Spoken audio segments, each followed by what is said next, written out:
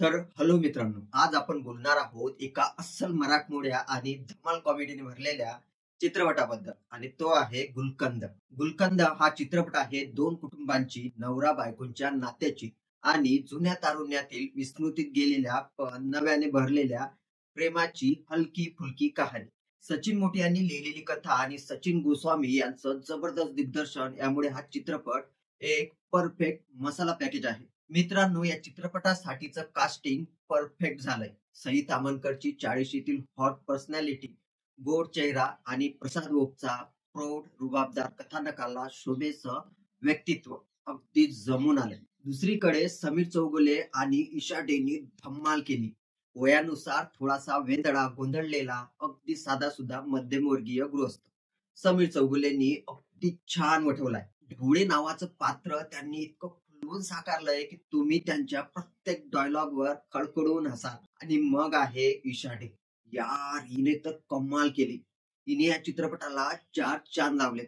तिचा तो रागिणीचा रोल, तिची कॉमिक टायमिंग आणि सहज अभिनय, खर तर हीच या चित्रपटाची मुख्य नायिका आहे. अप्रतिम ऍक्टिंग, काय हसवलं यार हिने, मानावं लागेल. आणि सोबतच प्रसाद ओक आणि सई तामणकर यांनी इमोशनल रोमॅन्टिक सीन्स इतक्या सुंदरतेने साकारलेत की चांगलं वाईट, योग्य अयोग्य याचा जराही विचार न करता तुम्ही त्यांच्या भावनांना सहानुभूती देऊन बसता. वनिता खरा त्यांची छोटी पण मजेदार भूमिका आहे. मंदार मांडवकर, जुई भागवत, तेजस राऊत आणि शार्विल आक्टे यांनी पण छोट्या छोट्या भूमिकांमधून चित्रपट मजदार बनविला आहे. गुलकंदच्या गाण्यांनी तर आधीच धुमाकूळ घातलाय. चला जाऊ डेटवर हे गाणं तर सोशल मीडियावर व्हायरल झालंय. त्यातली सई समीरची केमिस्ट्री आणि एनर्जी पाहून तुम्ही थिएटरमध्ये डोलायला लागाल. आणि हो, चंचल हे रोमॅन्टिक गाणं तर प्रेमात पडायला लावणार आहे. आणि शेवटचं क्लोजिंग सॉन्ग, प्रेमाचा गुलकंद. चित्रपट संपल्यानंतरही हे गाणं संपल्याशिवाय तुम्ही जागेवरून उठणार नाही. थिएटर मधून बाहेर पडताना प्रेमाचा गुलकंद तुमच्या मनात रेंगाळत राहतो. अमीर हटकरचं संगीत आणि सचिन मोटीची शब्दरचना याला परफेक्ट बनवतात. काय खास आहे गुलकंद मध्ये? कॉमेडी. हा चित्रपट तुम्हाला खळखळून हसवतो. समीर चौगुले आणि ईशा डे यांची कॉमिक टायमिंग आणि त्यांचे डायलॉग्स तुम्हाला पोट भरून हसायला लावतील. खास करून नाशिक आणि पब मधले सीन एकदम लाजवाब. आणि शेवटी हा चित्रपट तुम्हाला हलकस इमोशनल करतो. नात्यांमधील गोड गैरसमज, प्रेम आणि मैत्री यांची हळूवार उकल या चित्रपटात आहे. तुम्हाला हसू येईल आणि डोळ्यात पाणीही येईल. फार नाही, पण काही अगदी 1-2 ठिकाणी अचूक टायमिंग साधल्या जात नाही.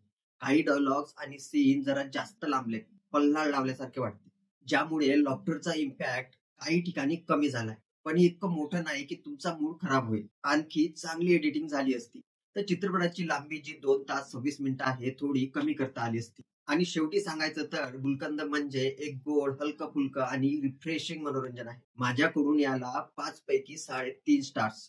प्रेक्षकांचा रिस्पॉन्सही चांगला आहे आणि खरंच हा चित्रपट चांगला झालाय. ग्रुप सोबत बघायला जास्त मजा येईल. मित्रांनो, तुम्ही गुलकंद बघितला असेल तर तुम्हाला तो कसा वाटला कमेंट्स मध्ये नक्की सांगा. आणि हो, असेच चित्रपट रिव्ह्यूज साठी मूवी मराठी चॅनलला सबस्क्राईब करायला विसरू नका. तुम्ही तेव्हा भेटूया पुढच्या रिव्ह्यू मध्ये. तोपर्यंत सिनेमागृहात जा आणि गुलकंद बघा.